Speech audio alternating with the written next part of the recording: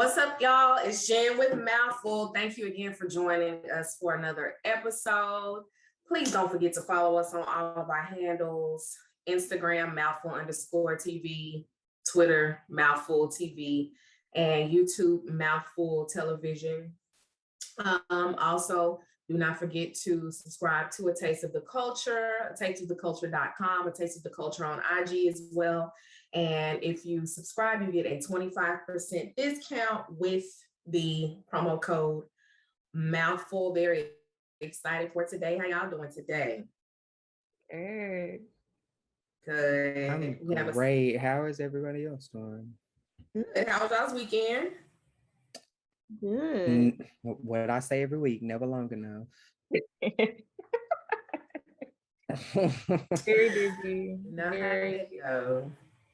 It was a busy weekend though. Very productive also. So Okay.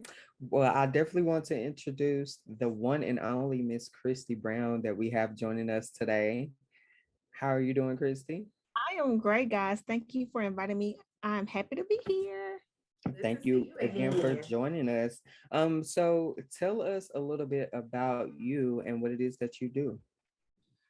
So my name is Christy Brown. I'm a licensed therapist here in Dallas County. I actually own my own private practice, and so I offer both teletherapy and concierge counseling services. I see just about all ages except for kids under 12. So I don't do any play therapy, but I do adolescents, young adults, and adults in geriatrics. So adolescents and young adults are really my specialty population, but I do see adults. And so I also offer mediation, PDs for schools. So I'm also a licensed hairstylist. So I have my hands in kind of a lot of things right now, or for the most part. When you say licensed hairstylist? Yes. Okay. Why I didn't know that? Why did I not know that you did hair? I was an educator for Brunner Brothers a few years back. I was doing their hair shows and just kind of incorporating both the mental health and cosmetology component together, because when we think about stylists and barbers, they are what we consider to be lay professionals. A lot of times when clients come and see their hairstylist, their nail tech, their waxer, you are dumping, you're talking about your problems, your boyfriend, your boo, your bae, what happened, what he didn't do, what she didn't do. So like they're getting all this information. And a lot of times they really do give a lot of good guidance. They're just not a licensed counselor. So that's that. That's what's up. That's amazing. So I have it does. But I do have a few questions before we kind of jump into the topic. So what really inspired you to become a licensed therapist? Well, before I was a therapist, I was a parole officer. Like fresh out of college, that was like my first job. And so when I would see a lot of my clients, I mean, they need a parole officer for the stipulations of getting out of jail or prison, right? But when you think about when they came and sat down, a lot of them were broken. A lot of them were hurt. A lot of them were still dealing with childhood trauma and issues that they were unresolved. And I just really felt like I was doing more, in my opinion at the time, more counseling than being a parole officer. And so once I got into the field and started school, I actually saw that a lot of us as African Americans were wanting to be counselors, but there weren't a lot of professors that looked like us. So when I thought about it, I was like, even trying to find an HBCU that offered counseling at the master's level, I could find that, but trying to find an HBCU that offered counseling at a doctoral level, I could not find that. And so when I thought about being a counselor, it was really beyond just me, but taking back my education to my community to really help my community heal and become whole. So that's amazing. That's a beautiful thing. And so what is the most challenging thing about being a therapist? I hate to say this, insurance and notes. Filing insurance claims because they will deny claims for just about anything. And I mean, I hate to say this as a therapist, but notes. Like if you see 8 clients one day, those are 8 notes. And I'm very detailed. So I don't have an extra 4 or 5 hours just to sit there and write notes after already having seen 8 clients, So for me, it's like, I have to do a Blue Cross Blue Shield today, or I have to deal with Aetna today. That and then notes. But other than that, outside of those two things, I enjoy therapy. I enjoy what I do. I love what I do. I just don't like doing no notes. I I've hate it. never heard anybody even say anything about notes, but that is a lot. Like that now thinking about it, that's a lot like having that's a lot. Yeah, don't if it's a couple, don't let them start arguing in session. That's just a whole nother different thing right there. It's like, nah, I just don't like doing notes. Everything else is cool, but insurance claiming notes, okay. No. So I have one more question, then I'm gonna leave the floor open for Shay and Jen if they have any questions. But a lot of people expect therapy to fix them. So how do you overcome that hurdle of being expected to fix them? So I always tell clients coming in, I am not your traditional therapist. So don't expect me to be very textbook and clinical all of the time, because sometimes you have to bring your experiences into therapy to help connect with the person that you are seeing.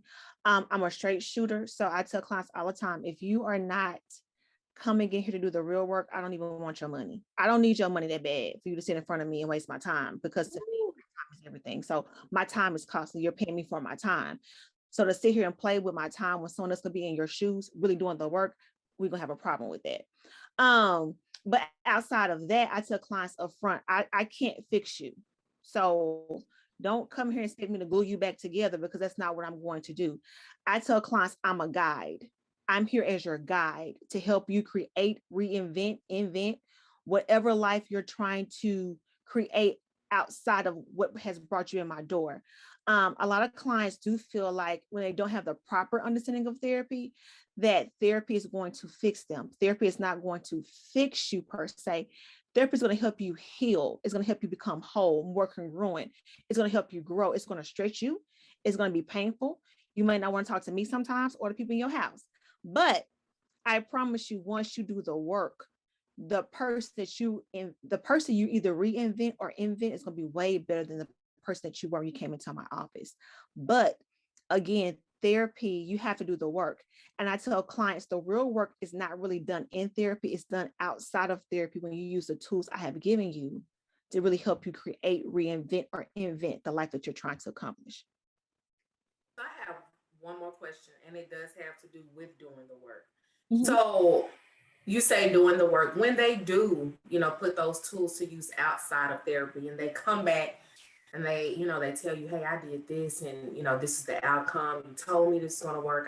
Like, how do you feel when someone actually does listen to exactly what you're saying, and they go out there and use it and come back, better? How do you feel? I feel great as a person, but I love to see actually my clients come in. And when I see them from the first session compared to the fifth session, it's a change in tone of voice. It's a change in speech. It's a change in like how they look. You can tell when someone is actually really doing the work. So I'm not going to lie. Yeah, I feel good about myself because I'm like, hey, I'm putting my degree to use, right? But for me, it's like, I want to see my client be better than how they came into my door. I have seen a lot of broken children, adults, older people. And when you really see them do the work after sometimes y'all 15, 20 sessions, that's what, 5 months. It is amazing. It is amazing to see clients. And then you see them once they've completed therapy, and you see them out and about, like, oh, hey, that's my therapist, and it's not a stigma about it. They don't care if everybody in the restaurant know, hey, Miss Christy. I be like, please don't holler my name out across my but it feels good that your clients are actually doing the work and they feel accomplished and they're motivated to do whatever, be whatever they want to be. So I'm not gonna lie, I feel good. So I have a question. Why do you think most people are afraid of therapy? If I do it based on culture, and that's how I'm going to do it, okay? African Americans, we've always been taught what goes on in this house stays in this house. That is one of the worst things that we have had embedded and implanted into our development as a people, because we keep so many secrets, these same secrets are like like killing us, right? And we have become so accustomed to going to talk to our favorite aunt, our favorite uncle, our favorite cousin, and they are biased towards us. So they are biased towards what we're going through, especially if it's a family issue, and they're not going to really give us what we need. In other cultures, you think about like individuals who are Caucasian or white, they don't mind going to therapy. It's like, it's natural. It's nothing to them. But for us, and even for some Asian Americans, even some Hispanics, it's like, it's almost like a shame. I'm betraying my family if I go into therapy. I'm telling my family secrets, but I'm like, but keeping your family secrets is killing you. So, let's be real. Which one is going to hit? Which one do you think is really going to work? You holding this secret and now you have heart problems, you got anxiety, you depressed, you don't brush your teeth, like you have all these other things going on, or you actually, you know what I'm saying? You actually coming into therapy and really talking to someone who's not biased, who has created a safe environment for you. When you leave out of my office, trust me, I'm not going to talk about you because I got to go see 4 or 5 more other people and deal with whatever they're talking about, plus my notes, plus insurance, plus go home, deal with, my own stuff. So trust me, we're not gonna be talking about you when I get ready to, lay down at night. But we are so scared of shame, of guilt. Oh, I had an abortion. Oh, I had this, and I want to talk about it. But that's life. That is life. Life brings about a lot of challenges, but you have to have help. If you want help, if you want to heal, helping comes along with healing. So for us as a people, we have to get away from the stigma of, if I go to therapy, I'm crazy. If I go to therapy, something is wrong with me. No, you need to do your work, because if you don't, but it is. Like, and not to cut you off, but if you're it's not. I wouldn't say necessarily something is wrong, but there is something going on that is wrong. Like me, you know what I'm saying? Like, as far as like, I'm starting therapy next month because there's some things that are going on that aren't right. So yeah, it is something wrong with me. So it could be there is something wrong with you, but you label yourself according to what's wrong with you, right? Mm-hmm. And I think a lot of people get psychiatry and therapy confused because those are two totally different things. Right. And I feel like you said, a lot of people just are afraid of really being judged because of other people's lack of knowledge of what therapy actually is. Mm-hmm. And I agree with that. Like, when you talk about psychiatry and therapy, they are not the same. So your psychiatrist is going to prescribe you medications. Your psychologist is going to assess you. Your therapist is going to provide you some type of counsel or guidance. Now, we can do some assessment. The main assessments, or the majority of assessments, we will not do. Okay. And when I worked in a psych hospital for a long time, I would hate when a class would say, well, oh, I'm bipolar. And I said, well, when I look at my DSM-5, I don't see your picture. I do not see you when I look in my book. But we have become so accustomed to labeling ourselves based on what we are experiencing. So, like, yeah, you may have a problem, but you're not the problem itself, in so many words to say, right? So, yeah, you may be experiencing problems, but you experiencing problems is a lot different on the other end of the spectrum compared to how people place labels according to what they are experiencing. And so, like, I do have one more question. So at the beginning of like our conversation, like, you mentioned that like you specialize in like certain age groups, but there are also different types of therapy as well. Like grievance, marriage, couples, relationship counseling. And so do you also kind of specialize in, well, I won't say specialize, but also like dabble in those as well, like grief counseling or couples therapy or whatever? And so I do family therapy. I do couples therapy. I don't really do a whole lot of grief therapy. For your most psychiatric disorders, I just about do all those except for personality disorder. Like, working in a psych hospital and dealing with individuals with personality disorder, because there is no medication that can really help them with that. It's just basically long-term therapy. When I think about my caseload right now, I probably have more couples than anything.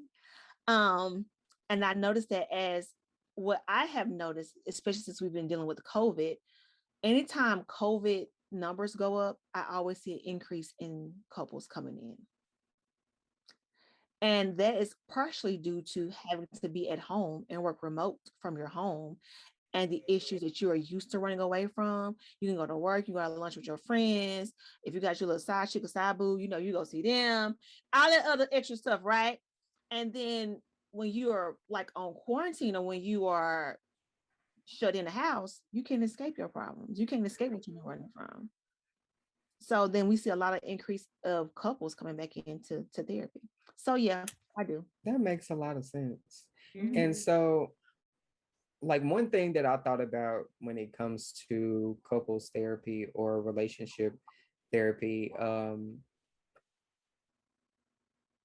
I think it's hard for people to really even just make the decision together to go to therapy. But like, what happens if, and I'm asking, I guess, Jen and Shay this, like, what happens if you and your partner decide to go to therapy and the therapist suggests that like y'all shouldn't be together? Like, do you just break up with them immediately? Like, it's Not over. immediately. I think that we should kind of go over what the therapist told us and maybe work on ourselves individually. I mean, you know, not immediately. No, I mean, if we've spent this time going to therapy, I think that there's some things that we need to work through before we just make that mutual decision to break up. You going, are you gone? Oh, okay. Yeah, if somebody It tells me depends on the relationship. It just depends on, you know, the relationship. I mean, I would. If somebody else is recommending for us to part ways, I'm gone, because you ain't got to tell me if you don't know nothing about us. And based on the observation, the facts are there. It's no more black and white than that. Bye. I mean, I've been in a situation, but. And it's like you said, this person that doesn't know us, right, has been observing us, and they have the ability to see something that we can't see because we're in it. Right. So it's like, and Jesus bye. himself can't fix us. So. But I definitely do think that the individuals should, you know, get therapy individually and then kind of come back together as a couple. Yeah, for sure. That's huge. When I provide couples counseling, that is a part of my treatment plan. Like, you all have to do individual counseling. You cannot just come for therapy. I mean, couples therapy only. Just because when you get two people in a room together and y'all doing therapy, as a therapist, I'm looking at how you all communicate. Are you talking to each other, talking at each other? I'm looking at body language. I'm listening to the words that you use. And a lot of times what I see manifesting is things from your individual lives before y'all connected is coming into the relationship. On top of, you have like outliers, like parents and siblings who don't know their place, and one person has not set boundaries in a relationship with their family members. So it's like all of these factors that kind of come in, right? And so I tell my couples, like, you have to do individual work. You have to, because some of this stuff, it be the client's own individual stuff that's really bothering or kind of hindering the relationship from really manifesting and growing to the next level. I think I'm gonna need to schedule some sessions. I feel like we need a family. I need a family therapist session. Okay, we can do that. Shay's definitely needs to be there. Oh, I'm doing my work. Shay said she is doing her work. Don't put her out there like that. Exactly. But I feel like therapy is good. It's necessary for everybody. Yeah, it's not a bad I wasn't saying that in a bad way. I was in therapy and it really, really helped. I did stop going because it was an insurance coverage situation. So I really want to go back, but it was a really great experience. That's good. Jen, have you ever been to therapy?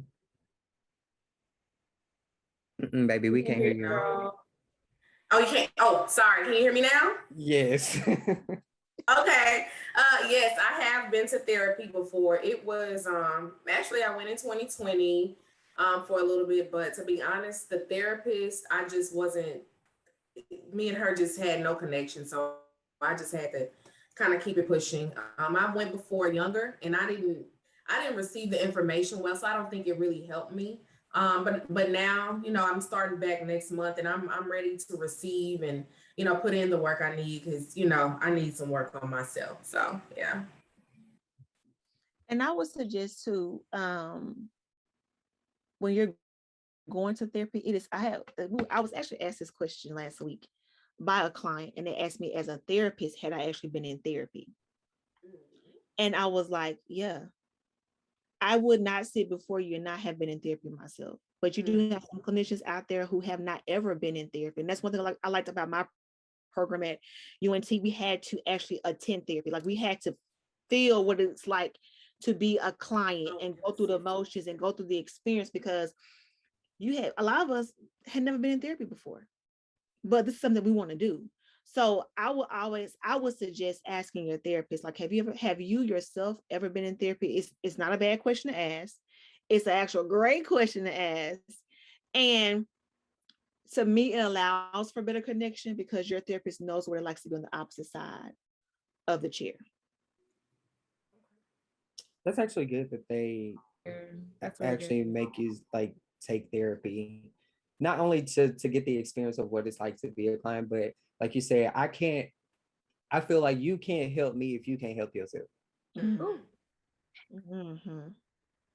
So I feel like that is very important that they like incorporate that into their program. Mm-hmm. Shout out to UNT.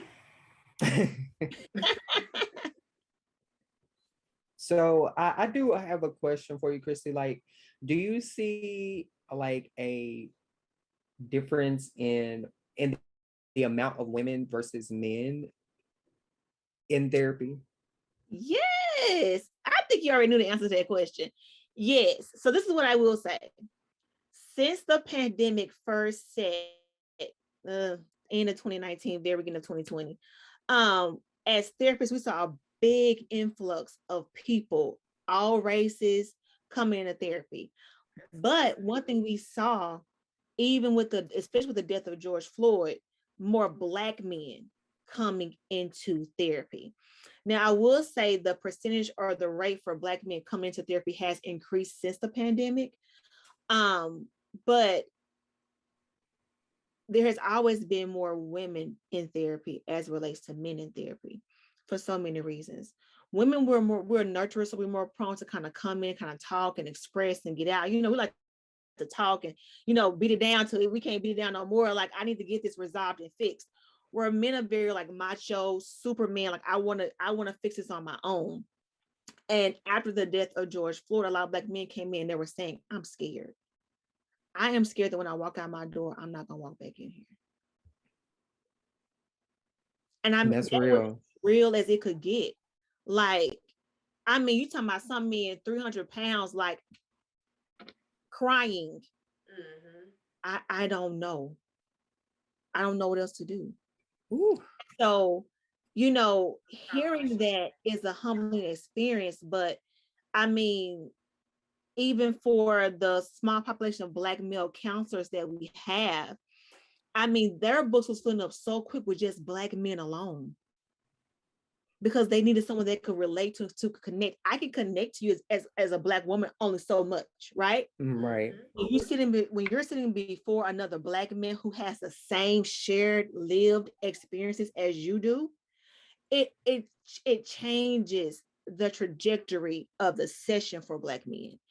And so even now, just even having, even more Black men calling in and saying, I want to do couples counseling.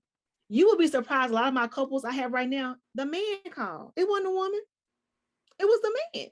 Oh, wow. He called and made the appointment. Now, one guy, y'all, he was kind of like, well, if I don't do it, she gonna leave me. But he still called. He still called. So we're gonna include him into the little clique as well. That would be my man calling. I was like, all right, so you must really want to keep her, because he was here today. I was like, well, let me see if I got some time on my appointment to get y'all in here. But I just think that with the things that have happened in America over the last 4 years have really ushered in Black people more per se into therapy. And then just with the pandemic, then COVID, everybody was coming into therapy. I mean, people were like, I don't care if I can't use my insurance, I'll pay you cash. That's how great the need was and still is.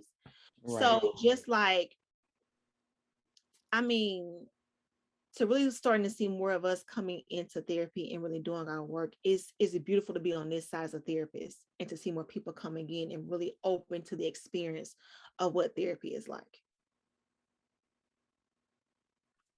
And that's real. Can you hear me? Mhm. Okay, because I was just sitting there looking. I'm like, can they not hear me? But I definitely want to thank Christy, like, again, for being here. Like, everything that you said, I'm hoping that it reached out to somebody that has changed their mind of what they really think therapy is, and it encourages them to do the work, like, because it's very necessary for everybody, young, old, Black, white, green, or purple. Like, everybody needs to heal. So let's get into this word of mouth though. Like, let's do this because I got something to say. So the word of mouth is DONDA. Kanye recently just released his album finally after 2 release parties. It was not that long. Y'all didn't wait that long. I think y'all. So 2 release parties. He did the whole thing on Apple Music. I'll give him that. Brilliant. He's a genius. But we were wanting the album itself. Finally got that today. What did y'all think about it? So myself personally, I tried to give it a listen today. I had so many things to do, but the first few songs I kind of got to hear a little. I mean, it's Kanye. I mean, I mean, I don't think he really puts out anything trash. So I mean, I'll take a listen to the rest of it. But the few songs that I did get to kind of listen to, I wasn't disappointed. I just want to say, well, outside of not listening to the album, first of all, it's 26 songs. I'm not about to sit there and listen to 26. It's 26 songs. I'm not doing it. On the last episode, Erica asked if you were on a plane for 5 years, what album would you listen to? You could listen to that now. 26 songs. Absolutely not. First of all, like, and I'm probably gonna get some bad comments about this, but I've never listened to an entire Kanye album. I'm just not really a fan of rap, honestly. But see, I mean, Kanye raps, but it's more of a. He's really telling a story. It's theatrical. You're going to get something different than your typical rap album. So I think I would start off with College Dropout, to be honest. Just listen to it, listen to College Dropout. It's about a college dropout, and it's the skits, the songs, I mean, did you like Jesus Walks? Did you? I mean, it was a good song because they played it on the radio. There's R&B in it, like kind of. The man's musical genius, and as far as rap, I can listen to it for a little bit, but then I have to turn it off. But Kanye, I can listen to Kanye's albums. I think you should at least start out with College Dropout. Just listen to it once. You'll be like, oh, okay. That was a dope album. I get it. I get it. You'll get it if you listen to that. Don't do that. I think my attention span is just so short. Like, they be talking real fast, and I be trying to get the words. I can never. You'll hear. Words. No, this is the. You'll hear everything he says. He articulates his words very well. You'll hear what he says and he means, and his mind is just off the wall. I do just want to commend him though, because like this whole album was like marketing genius. Like, it was very, for sure. Like, he just kept the people on edge, and they was waiting and anticipating for like a month. Yes. We're To be still on it honest, right I now. didn't really give a damn. I was just gonna wait till it came out and listen. I didn't care Yeah. when he dropped it. I was just gonna listen when it came out. Like, it's just not that big of a deal. We know the antics that this man pulls. And so when he ready, he'll be ready. I'm not gonna do all that extra.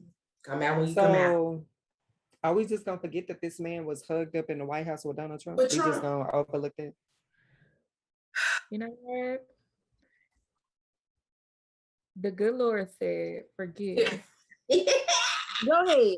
And Give- tonight, Now you okay? So you sound okay. I ain't gonna lie, Shay. It sounds like you just put everything past the artist because of his talent. no, that's not what My I'm thing saying. is, I think He still owe us answers for that, and for I feel saying like that Kanye- slaves, we had a choice to be slaves. He still owes us answers, but okay. So Y'all don't put I $15 think- million in this man's pocket. to be honest, I mean, I'm on the fence about that statement because I feel where he's coming from, and then I don't feel where he's coming from. If y'all saw J. Cole's video, GOMD, it's short for Get Off My okay. He kind of, it pretty much is saying what Kanye said about the slavery statement. So just take a look at that GOMD video and you'll kind of see where he's coming from with that statement. So I mean, I get what he's saying, but I don't think he should have said it out loud, if we're being honest. So yeah. Christy, Don't have look you at me listened like to the that. album? I wasn't even looking at you. No, I have not yet. Do you plan to? Like, are you interested in listening to it? I may, because I do a trap group therapy group for young adults. And so we actually take rap songs and put them apart and apply them to life and kind of use the lyrics from the rap song and really kind of do process group therapy.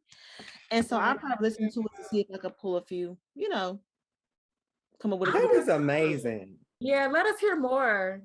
That's really cool.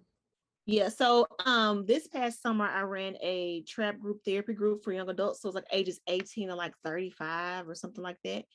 And so I took like 5 songs and then made process groups out of them.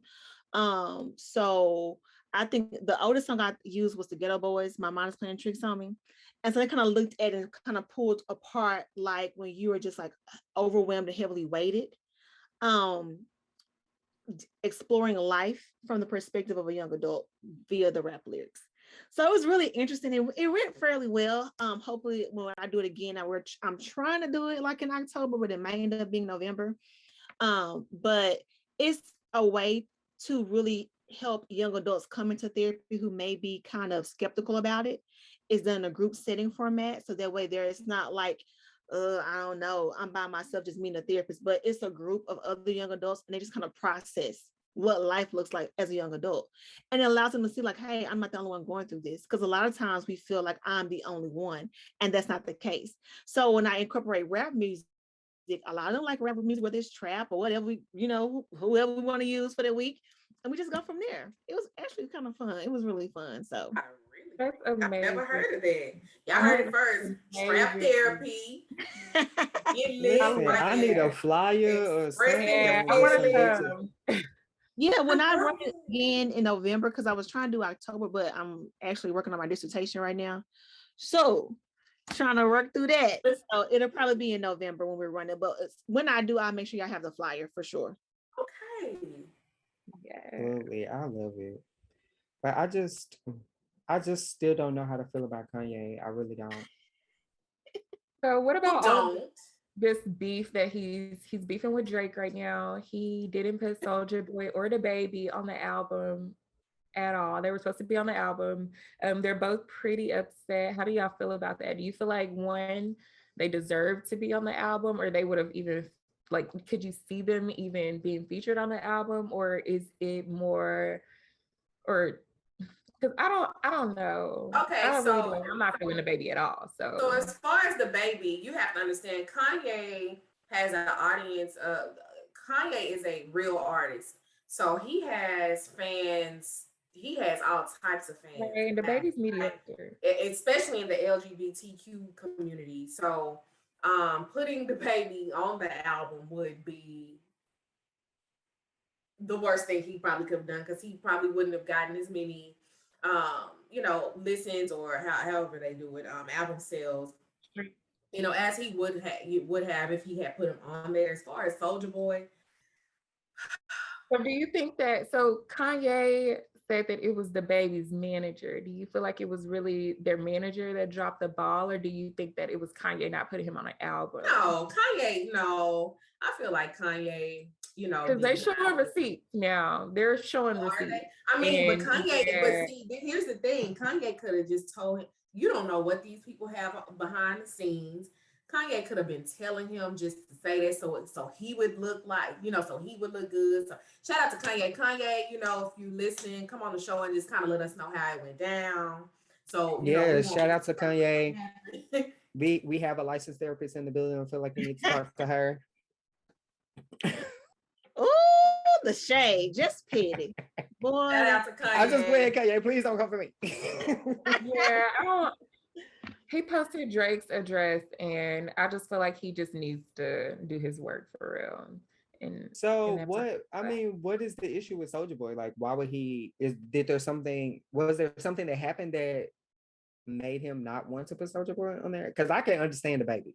Like, I can understand him. Right. So Soulja Boy, in the text messages, it was like, hey, come to LA or whatever.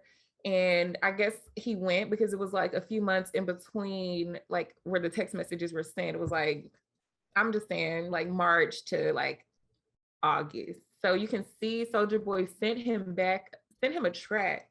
And Kanye responded, was like, fire, blah, blah, blah, blah, blah. But it's not on the album. So Soulja Boy, I guess, found out about it when the album dropped today, and he's not happy about it. But I don't know why he did that. I don't know. Interesting. I say controversy too, or to hype up the album. Think about the people you got: Drake, Soulja Boy, and the baby, right? I feel part of it is just controversy. It's gonna keep him in the public eye for a minute, so publicity stunt, whatever. But I believe Kanye knows exactly what he's doing, and he does it very, very well. Oh, for sure. Yeah, I would need him to drop that address for Drake one more time. I didn't care. Now, what was that for? Like, why did he drop it, or did I miss it?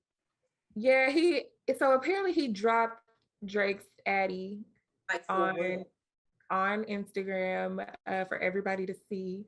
Right, for what? Because we really ain't gonna pull up that Drake. I mean, here's my thing. Drake really, does Drake have any ops? Like, everybody loves Drake. Like, I mean, Pusha T, but he buried him. So exactly. Oh, okay. I mean, shout out to Pusha T. I mean, but I don't even know who Pusha T is. I know who Pusha. Yes, you do. You remember that song, Grinding. You know what I keep in mind. No. Oh, okay. I do know that song. Oh, okay, yeah. So yeah, he beefed up with him for a minute, and Scorpion dropped. That was the last song that he made. That was the last. It was not the last song that he made, but I mean, that was one of his most. I was about to laugh so hard. I haven't heard from Pusha T since. I've heard of him like in rap blogs. Like, he's been doing the work. It's just, you know how those things go. If you're not, a certain, you just have to have this certain thing about you in, the entertainment industry, period, for you to be, in the spotlight like that. Is he ugly? Stop it! I just think once you come for Drake, like, you're gonna force people to pick a side. Drake is the good guy. Right, if Drake does nothing wrong, is you don't pick a side, because we're gonna roll with Drake. I'm gonna roll with Drake every time. Shout out to Drake, baby. If you want to come on the show, yeah, if you want to come on Mouthful, hit us up. But yeah, back to Kanye though. Love him. I don't know, I hate him. I think it's just gonna be a minute for me to get over him, because every The time I Trump think of supporting Kanye, thing. I think of him in a MAGA hat. I just can't get that image out of my head.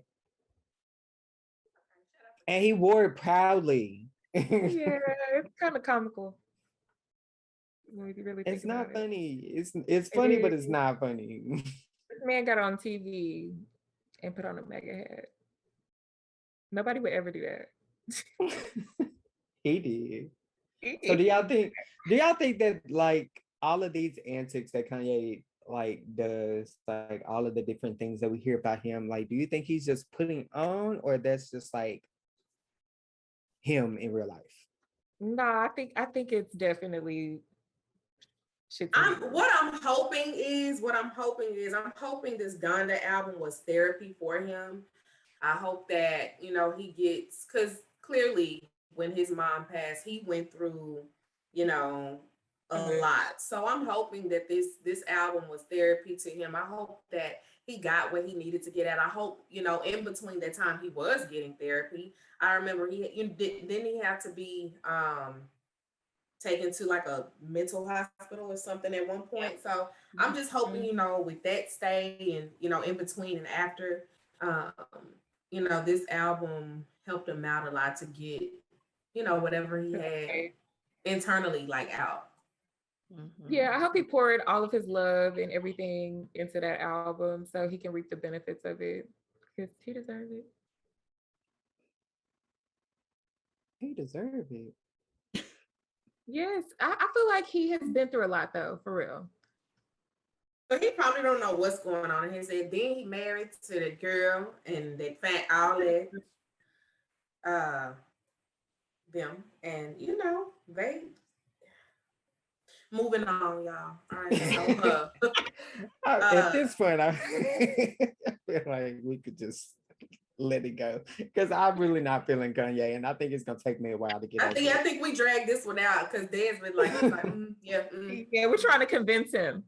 Nope, not gonna work. It's okay. Shout out to Kanye. Shout out to the family. Shout out, you know, to all of them. And that's that on it. Well, we can go ahead and close this thing on air.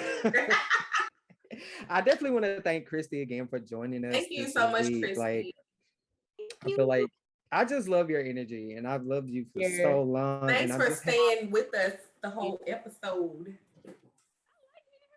Ciao. So thank y'all for having me. I appreciate it. Absolutely. We should Can do you this give again. us your handles one more? Well, you know what? I see them right in there at the bottom. Y'all don't forget about Trap Therapy. I would hope you follow her. She's gonna put a flyer out.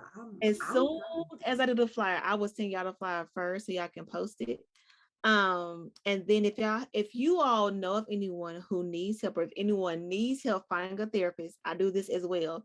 If you DM me or hit me up on Facebook Messenger and you send me your email and your full name, I will email you a list of therapists according to specialty that you would like or prefer. And I will send you an email and I will help you do your search, because I know sometimes it's not easy when you don't know. And so I don't mind. I do it for free. I don't charge anybody for it, but I will help you find therapists according to what your needs are and what you're looking for. So I'm definitely going to be hitting you up, because I need a specific therapy. Yes, let me know. I got you. That's what's up. So, to go ahead and close this out, we definitely appreciate you guys again for tuning in with us and supporting Mouthful like you guys have. Make sure that you are visiting our website and really staying up to date on everything Mouthful is involved with, what we got coming up, what we're trying to do. It's mouthful-tv.com. So as soon as we get the flyer for this Trap Therapy session, it's going to be on our website. So make sure you visit our website and subscribe to our mailing list so that when we get it, you'll get it all at the same time. Also, make sure you subscribe to our YouTube channel if you have not done that already. And also follow us on Instagram. We host Small Business Tuesday every Tuesday at 7 p.m. Central Standard Time. And then also join us for the after party on Instagram as well, right after this. So make sure you guys come and continue this conversation. And if you have any questions, you can drop them in the chat and we'll be happy to answer them for you. I'm going to try to convince Christy to come and join us, but she's a busy woman, so. I got y'all. I'll come join y'all. Period. Thank you so much. But again, thank you guys for joining us, and we will see you next week. Peace, y'all.